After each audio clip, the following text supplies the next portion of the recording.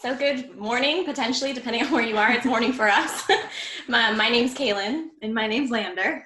And we'll be speaking today about our experiences as well as, with our learning and the learning of the kids that we work with through a forest school approach. And we currently live and work in New Hampshire of the United States, and we're students at Antioch University of New England in the Environmental Studies, Environmental Education Master's Program, bit of a mouthful. And like Alex mentioned, we sort of operate our programs under the name of Tracks Forest School. And first of all, we just want to thank you all for being here. If you're here live, able to join us, we're grateful that you found the time. And for those who are watching it later as well, we really appreciate your time. And we also want to thank Libby McCann at Antioch University for connecting us with Alex for this opportunity, as well as our advisor, Jean Kayira, who's helped us put this presentation together. So we're excited to be here. So this is an overview of what we've planned to talk about for this webinar, and we'll have some discussion points throughout and then time for questions at the end. So it would be great, Alex, if you can keep track of any questions that come up throughout.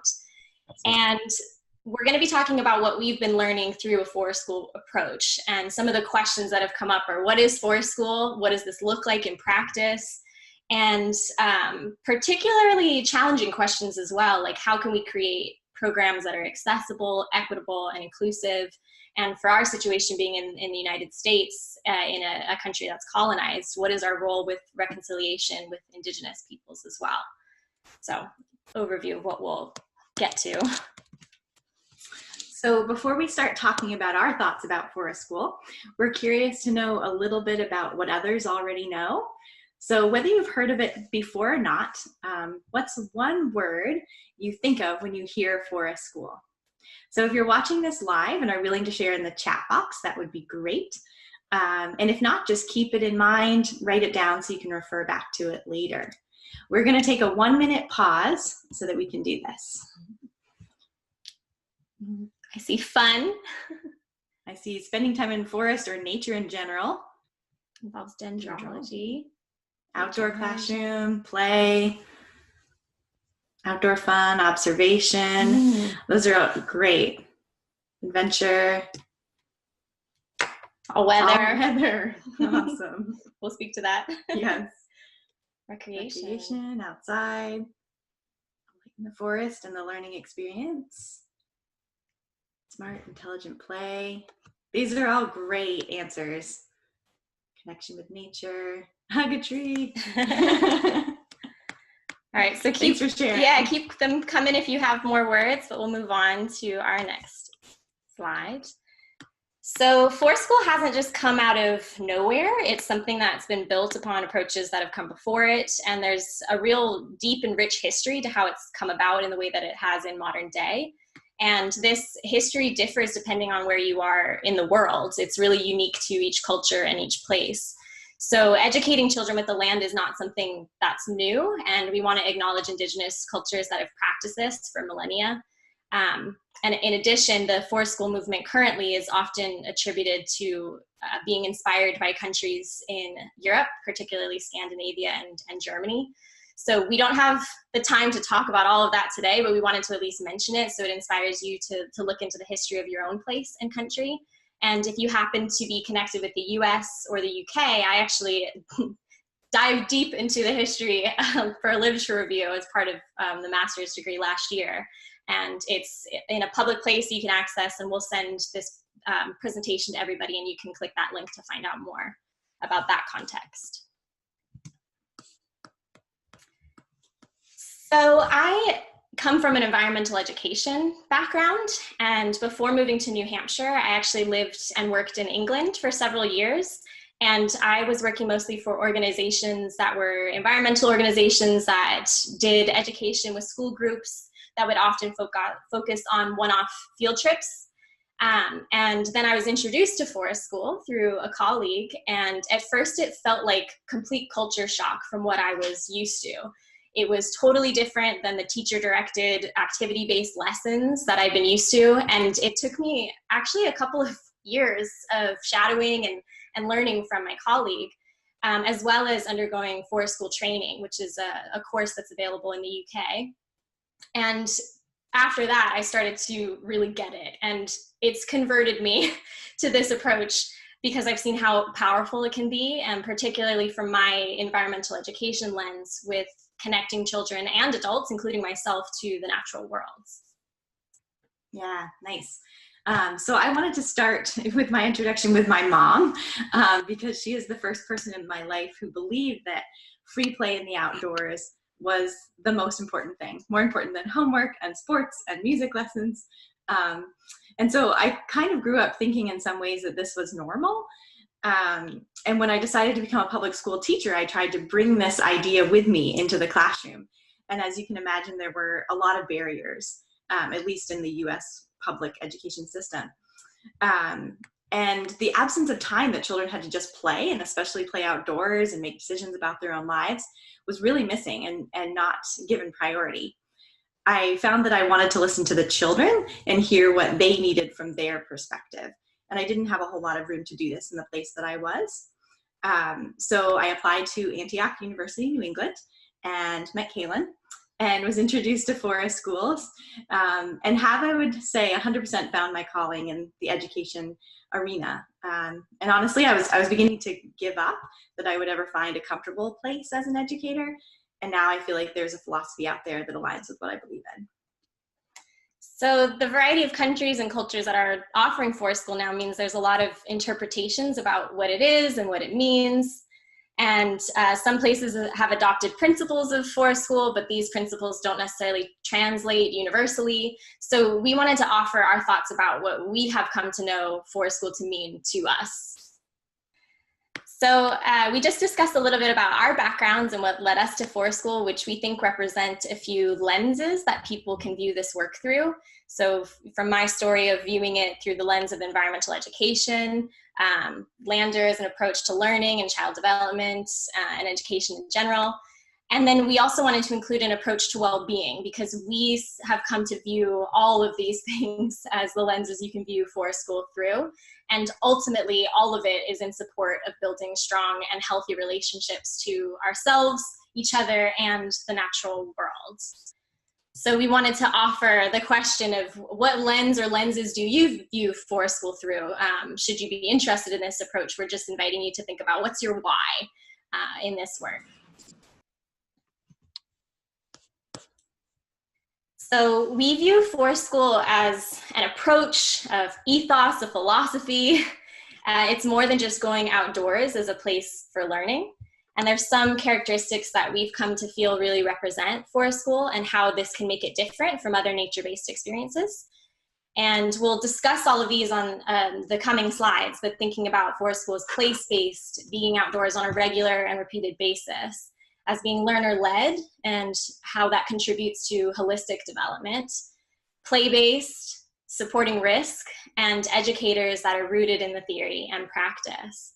And how this might differ from other nature-based experiences is it's not one-off field trips, it's not classroom-based lessons outside.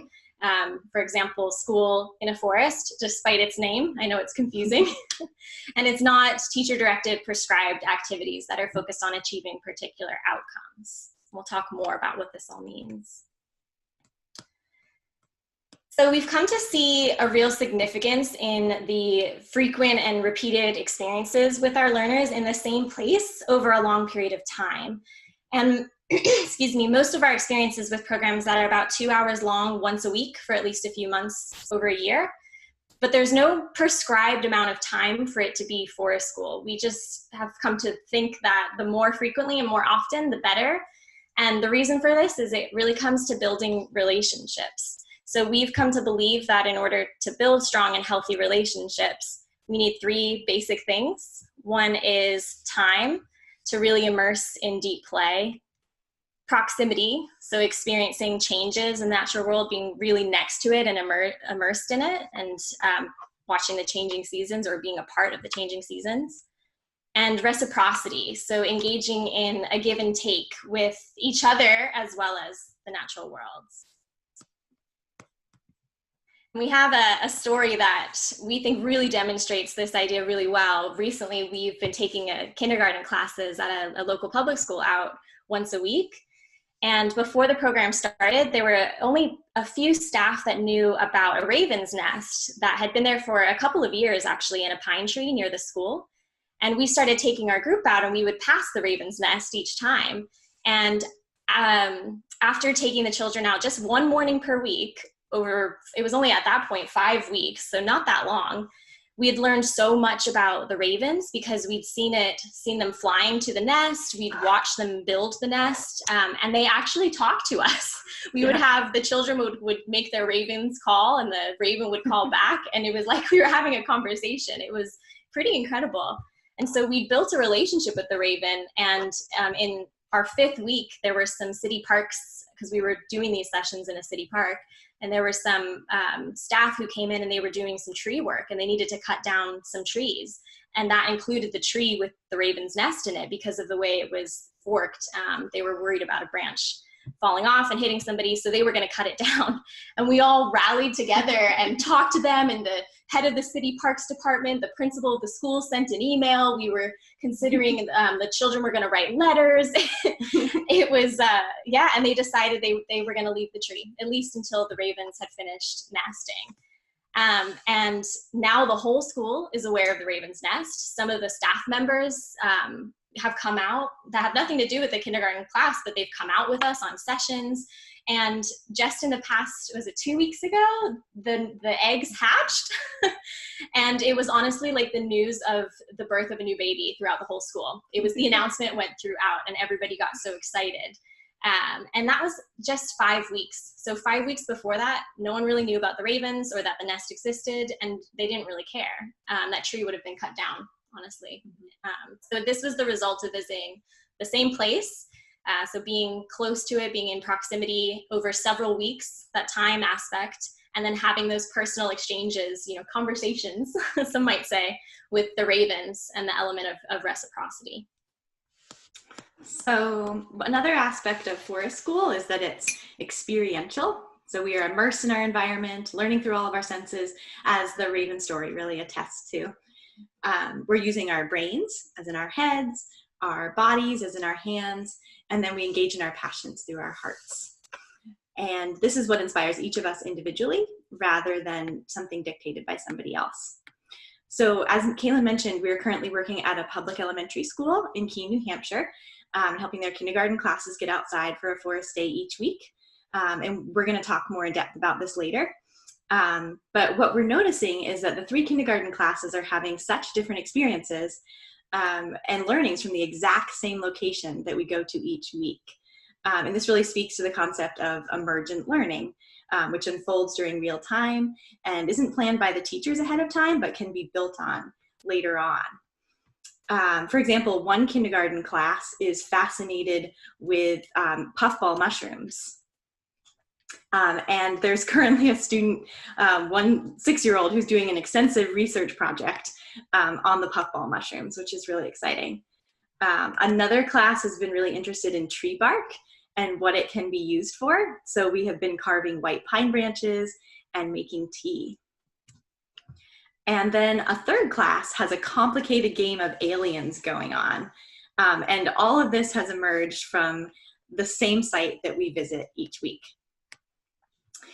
We've also found that the outdoors place-based aspect is enhanced by and enhances storytelling. Storytelling is a really powerful tool. We've used it to deal with conflict in a group, to share information, to cultivate empathy, and stewardship ethics as well. And then we have started opening up the floor to the children themselves to tell their stories, which is always really fun and exciting, and we learn so much. So we found that the outdoor spaces provide so many opportunities to explore the world, learn about ourselves and each other, and build resilience, as we touched on. And then when the stories come and embrace this experience, they add a layer of sacredness, it seems, to the richness of the play and the exploration, and help tie it all together to create community.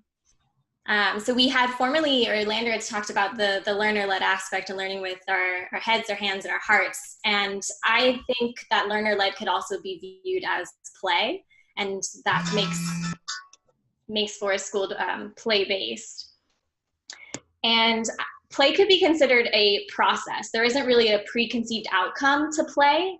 And I've put a definition of play according to Play England, of it including 3 things: that play is freely chosen, personally directed, and intrinsically motivated. And it's a process of learning. And in our world of structured education, this can seem really contradictory when we have a set of standards and curriculum that outline desired objectives and outcomes for us to learn, which could be considered products. So School is really looking about process over product. So we wanted to pose a question to you all. We're going to put up some diagrams and wonder, for you personally, which diagram do you feel best describes the relationship between play and learning? So A is play and learning are separate.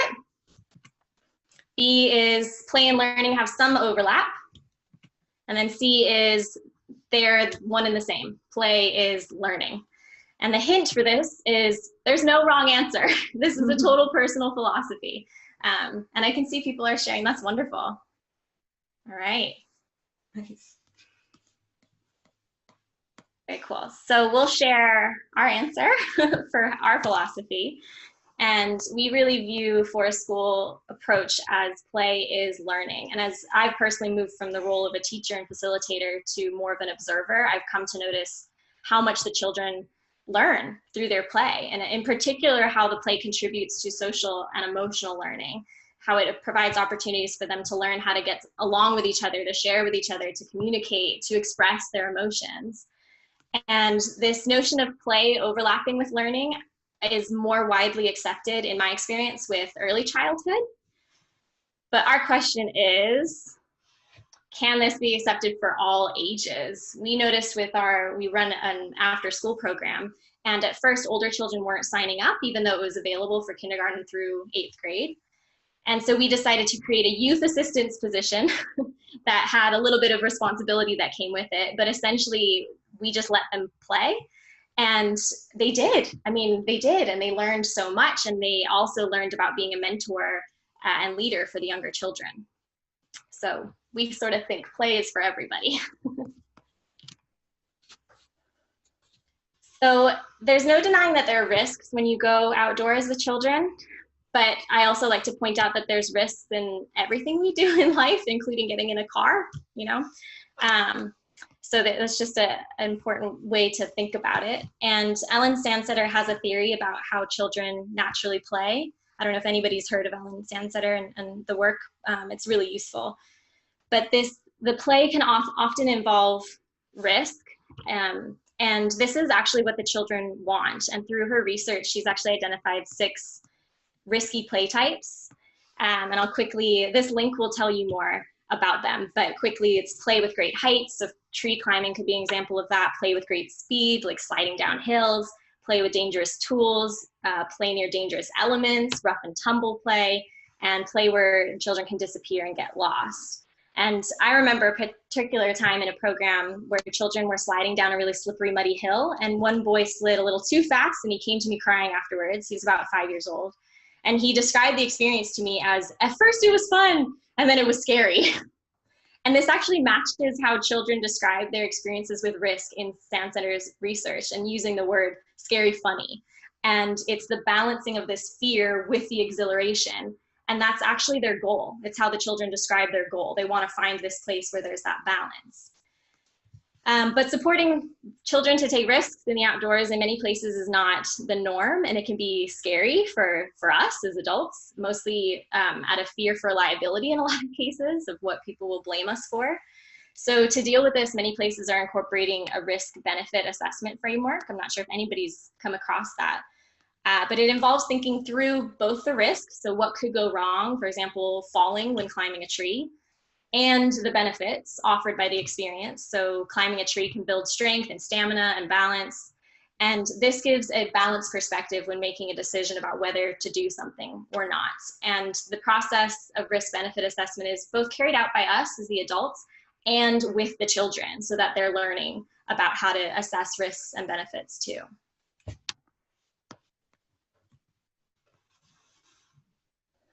So the School approach gives adults a different role than what many would call a teacher. And this role is more of an observer, co-learner. I've heard and really love the phrase co-conspirator in play. So it gives you permission to play too with the children. a storyteller, like Landere mentioned, very powerful tool, asking questions and providing springboards or inspirations, but without forcing the outcome. So depending on the background and culture that you come from, this approach might require some training and learning of your own. It certainly did for me, because it was a complete shift in my perspective around my role and learning as a process. And if this shift in understanding of the ethos doesn't happen, then misunderstandings can take place, where pieces of forest school are taken and implemented and called forest school without it really being forest school. And I had an experience when I observed a program that was said it was a forest school, and they wanted to introduce tools with the kids. Sometimes tools like knives and whittling and sawing can be part of a forest school. And they had all the children sit on the ground, and one by one, they would come up and take a turn to saw a wood slice from a log and drill a hole in it to make a necklace, like a wood cookie necklace. And they had to each wait their turn. They all sat down for about 40 minutes and just waited their turn to come and saw. And it just showed me how the approach can be misunderstood if you implement the forest school type activities, but without the ethos and the philosophy behind it. So training can really help with that.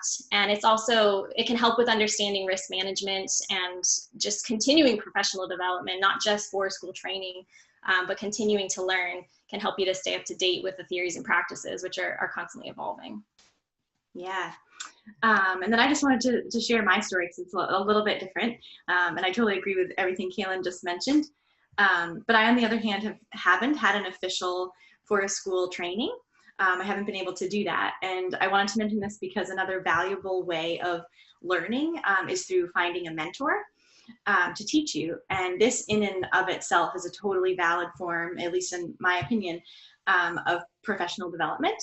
And so I learned through watching, I learned about the forest school philosophy through watching and talking with Caylin and other trained professionals, and through reading and researching on my own. And especially having the mentor that I could connect with on a daily basis was so helpful. Listening to the language used for conflict resolution, how to complete the risk-benefit assessments that Caylin has talked so much about. There's a lot to learn, but it doesn't necessarily have to happen in a formal setting, unless your community has requirements that it does, and that's something you'd want to check into or just kind of be familiar with, put your feelers out about. But I think we think that the most important thing is having an understanding of the philosophy behind forest school. And once you have this, practicing it, and then also being willing to learn from the children while you're out there is really valuable and can teach you so much. So part of our mission to make this work inclusive, or part of our mission is to make this work inclusive. So if you don't have the money to spend, or training courses aren't accessible for another reason, I just want you to know that there are other ways of coming to an understanding of this philosophy. So we have been trying to make gratitude, thankfulness, and reciprocity a regular part of our programs. We have a routine, for example, of saying, "Thank you, Forest," in unison as we leave at the end of the session. And the children will remind us if we adults get distracted and forget, which is pretty great. We also started a good morning to the 4 directions routine for every time we go to the woods. And it's basically the first thing we do on arrival. We say good morning east, good morning south, and then go around. And after a while, the kindergartners, this is at Simon School in Keene, New Hampshire, started saying, we need to say good morning to the pine cones and to the ravens and to the trees. And so they added this whole other element in, and it's become a great way to honor all that is around us. So I just wanted to tell a little story because this is my first year working with kindergartners. I've worked a little bit more with older children, and I've learned so much from these 5- and 6-year-olds about kinship with the earth. To them, it's perfectly reasonable to ask a tree permission to pick its pine needles, to make tea, and then to listen with your heart for its answer. And it's amazing to me because they understand that that you may not hear a tree if you're listening for human words, but if you're listening with your heart, that this is another way of knowing. So I think forest school, at least in a Western world setting and maybe other places as well, does a good job of respecting this innate tendency in young children, and has the potential to motivate this attitude or way of being in the world to stick around longer as we all grow up. So quickly, one of my first observations of this with our kindergarten group was on our first day outside. And it had snowed about a foot, because here in New England, we get a lot of snow in the winter. And one child spent most of the time digging down into the snow. And suddenly he came upon some partridge berries growing under the snow. And these are plants that have evergreen leaves, so even under the snow, and little red berries. And he immediately exclaimed, "Look, we have some new friends here," with no hesitation, no awkwardness of calling a plant his friend. So the way we look at our relationship with other living things is important for the well-being of the earth. And as adults, we can learn so much from the children. So another question that we think about a lot is, how can we create programs that are accessible, equitable, and inclusive? It's a question that we keep at the center of our work and are constantly addressing, and we still don't fully know how, but we're learning each day. One of the reasons that we work in public schools is for that access and inclusion piece. Most children go to public schools here in the US, so if we want all children to have the opportunity to be in relationship with nature, we need to make forest school a part of the larger system and make it for everyone. Those are learning differences, physical ability differences, and at the same time do our best to embrace and celebrate diversity, which is also a part of creating programs that are place-based. So there's a link at the bottom of this slide to a resource that I created with the help of many amazing people to help educators make the stories that they share with learners more diverse and inclusive. And this could be stories that you're telling or stories that you're reading from a book. And then one story, again, because I think this illustrates the inclusion piece well. One of the children that I have been working with this past year would have meltdowns before going outside and didn't want to walk to the site, was really uncomfortable in all kinds of weather. This is a kindergartner again. And this is also a child who has an adult aide at his side in the classroom all the time. And I think the school environment is just not where he thrives. So what was fascinating to watch was that by the third week of going outside and doing a forest school type program, he was starting to love it and really shine. He's now inventing all sorts of things: a water launcher, a wind monitor, a slingshot. His last thing was a giant catapult that was like 10 times his height. He also loves starting fires and is helping his friends do this. And what me and the other teachers are noticing is that they're his peers are starting to have a respect for him that might not have been fully there before. And his teachers are also saying that this is one of the best things they have seen from this program, is that this child is shining. Great. So another way to make forest schools or this type of approach to education inclusive is to provide access even in urban areas where there may be a perceived lack of nature, and then finding creative ways to integrate this work into standards and curriculum-based education, which is a huge thing, obviously, in public schools in the US. And just figuring out how to do this to make it doable for teachers and break down the barriers. And we'll talk more about our experience connecting it to curriculum in a little bit. Yeah. And so lastly, for the access and diversity and inclusion section, we wanted to talk a little bit about our thinking in what is the role in reconciliation with Indigenous peoples. And Caylin has mentioned this a little bit. But it's something that we're actively learning about and trying to engage with. We have our own personal journey in the context that we're living in the US, and we want to acknowledge that we are both white settlers doing this work and are still learning how. So the resource that you see, I think it's to the right of your screen, is something that we have created over this past year. And it's always up for revision and change as we learn and grow. But you can take a look at it if you like once you get the PDF to this PowerPoint, and use it if it's useful at all to you in your context.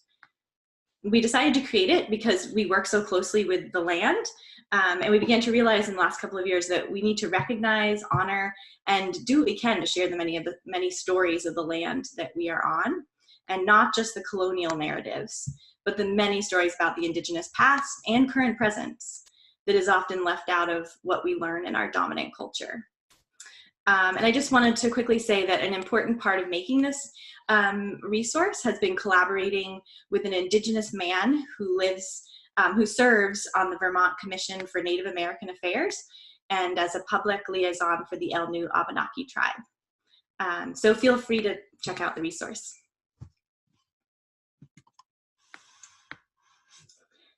Okay, and so more about our work with the public school in Key, New Hampshire. As we've said, we've been collaborating and partnering with a local school to help the teachers become more comfortable and able to take their classes outside at least one morning per week. Integrating the forest school approach was better supported in public schools because of a recent shift in educational policy, which is really exciting. In New Hampshire, as of August 2018, there's an educational policy that says that the curriculum has to be play-based. For kindergarten. Yep. So working with the public school, we've also had to be accountable to fulfilling the national education standards. And we have found ways to do this through letting the play happen, observing, and then documenting it in relation to the standards. And there is a link at the bottom of this slide that you can check out later. And this has been a useful template for us. And just to mention, documentation could be a whole nother webinar.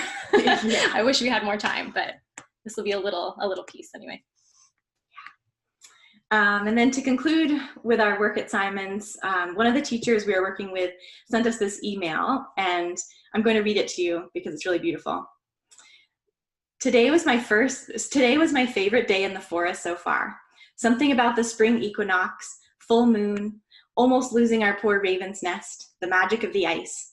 Through my work with you, I have felt my connection deepening each week. What a gift to be able to observe my children deepen their connection too. The children are really feeling ownership and kinship to this outdoor space. Another fun thing I'm noticing is how my inner voice is changing when assessing risk. When the children first joyfully made their way to the ice, I had to take a deep breath and say, they've got this. I have learned so much about reframing my language and making the kids an integral part of the risk assessment process.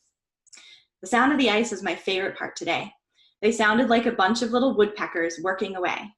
I mean it when I say this is the best learning experience I have had in my career.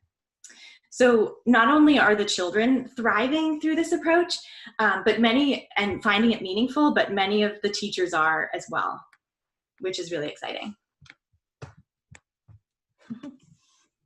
So to summarize all of this and the outcomes, we said at the beginning, forest school isn't outcome based, and that's why I've got it in quotations. But what we've come to realize that comes from this work through our experiences, as well as it's supported by the research, is that a forest school approach promotes healthy development in a stimulating learning environment. It really enhances the opportunity for play because of the access to loose parts, so lots of different pieces that don't have a preconceived way to use it. So the creativity really comes out. It encourages children to take appropriate risks and really learn the process of risk assessment and self-regulation. And it really fosters social skills. That's something that has been huge, particularly with our kindergarten group. They've noticed the difference with the peer group relations, as well as nurturing a connection to the natural world and a real understanding of environmental stewardship. So definitely through the research and our own experiences, this has been highlighted. So we quickly just wanted to share, and again, I know you can't access the links right now, but you'll have access to them a little later. If you wanted to learn more about our personal journeys with Forest School, we have a few resources for that. We have a Facebook page where we post photos and our little stories from each day. So that's our form of documentation that does get shared with parents and teachers and the wider community. It's also a form of advertising and advocating for this type of work.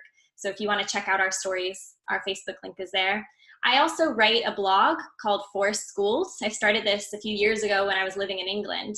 And the blog has a record of lots of stories of me learning and changing my perspectives and what this looks like in relation to interacting with the children. So if you're interested in those stories, you can access the blog. And my master's project has been to create a book from these stories. That will be coming out later this summer. So if that interested you, you can go to the website and sign up for the newsletter, and you'll get notified of when the book is ready. We also just wanted to share a few networks and training opportunities that we are aware of. There's definitely more than this, but we wanted to share what we know. It's important to really research what's happening in your local area first, because if you get a training or from somebody that's in a different country, the context, it might not translate as well as you might hope. So if you can find something that's near you, that's ideal. If you live in the Eastern United States, which is where we are right now, these are a few places, organizations and networks.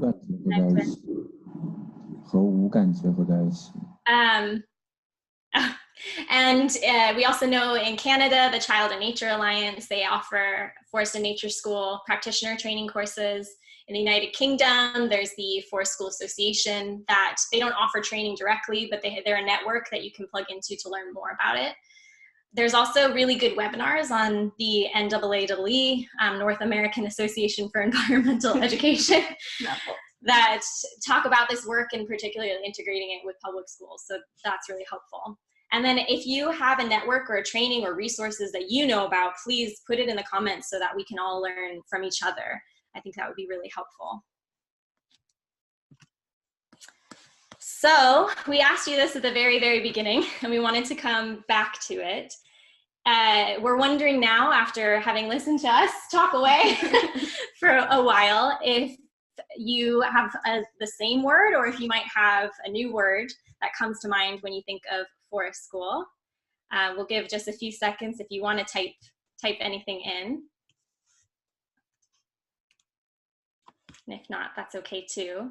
We also realized we didn't share our word at the very beginning. We did that intentionally.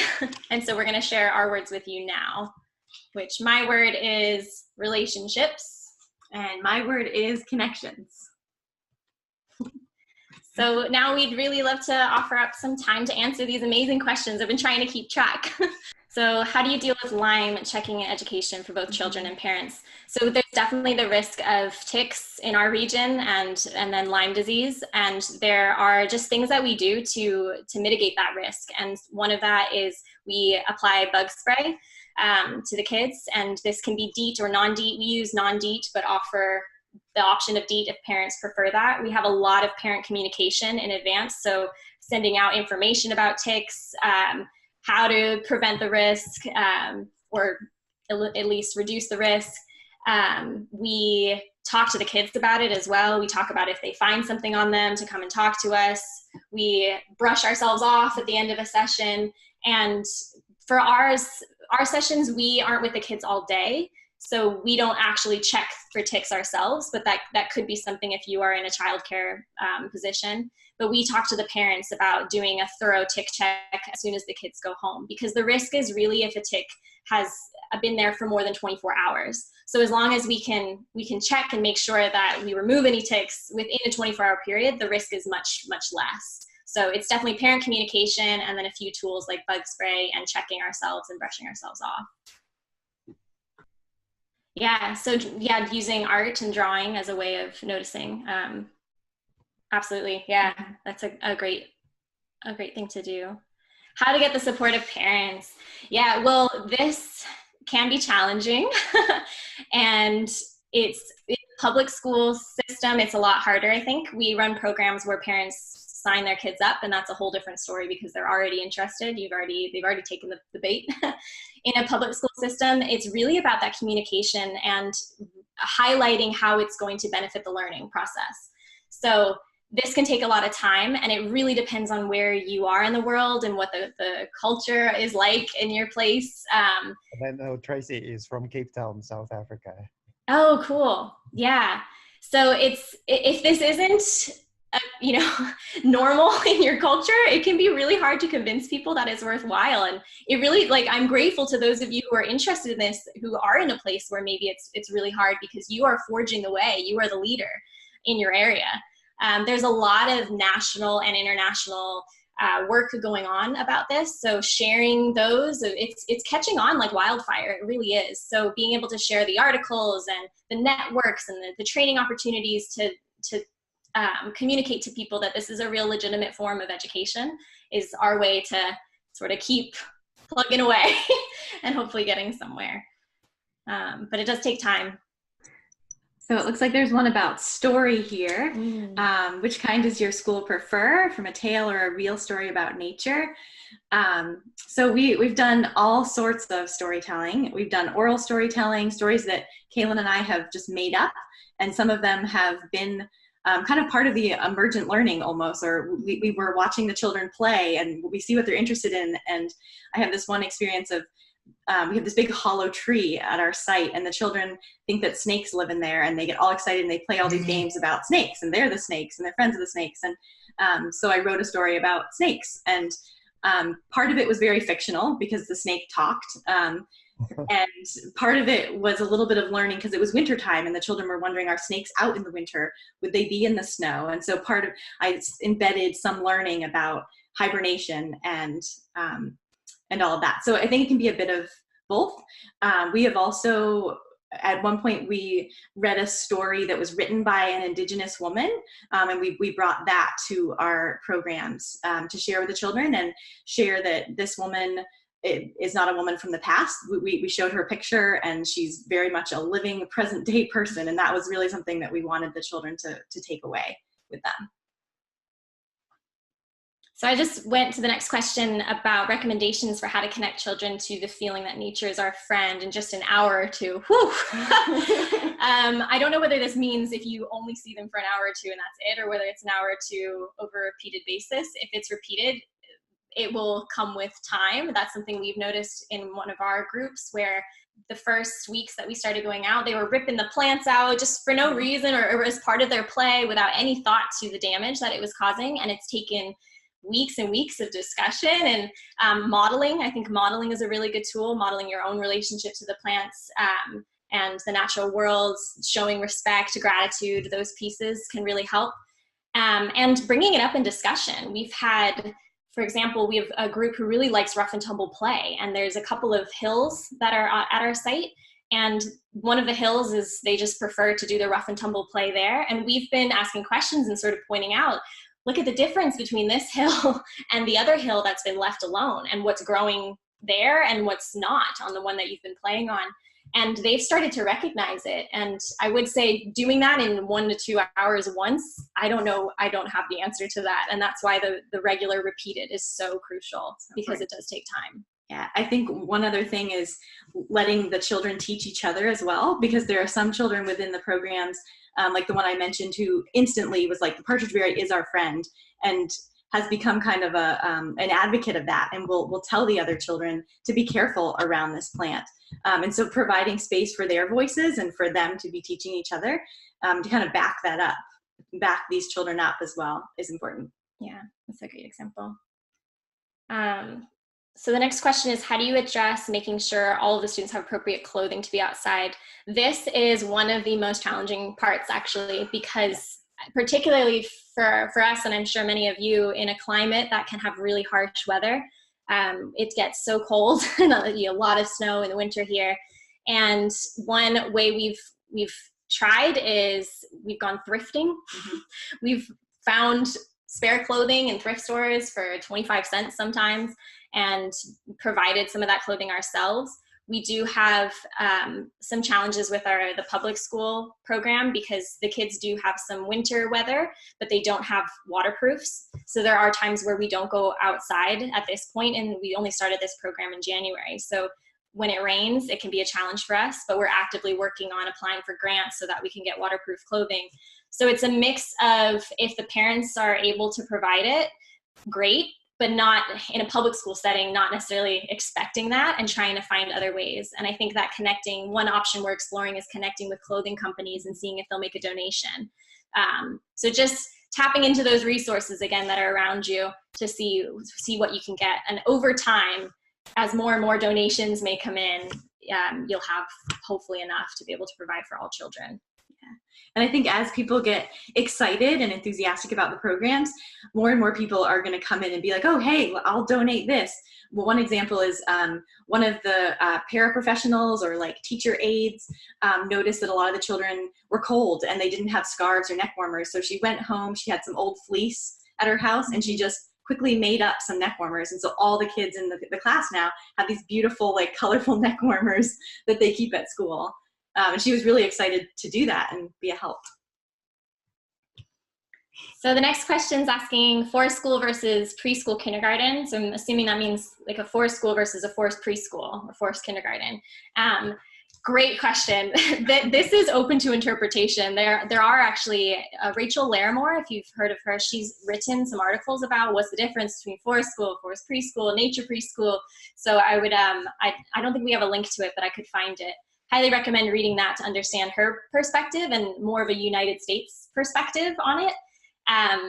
But I think the preschool kindergarten aspect is the early childhood.